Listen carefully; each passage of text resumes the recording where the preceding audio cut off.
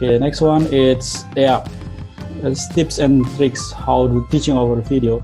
Basically you need to mute all the participants in the beginning of the lesson. For example, you can do that. Create eye contact if you have the video, and check chat or your students if they have chatting or they have a question for you, and speak as if you are face-to-face while you're doing a lesson in the classroom.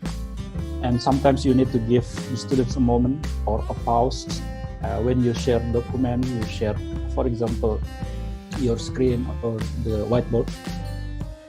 And sometimes we can use the pause if you want to do anything else in the screen, but you don't want to see you don't want the students see your activity, so you can do that as well.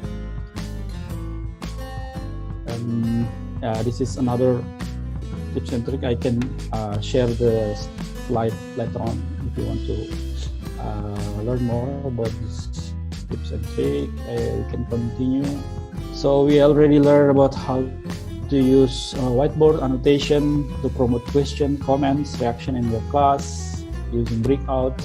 And this is also some important idea, or you can use this, have students to be a presenter or sharing projects with the class. You can assign them as a host or a co-host in the Zoom meeting online.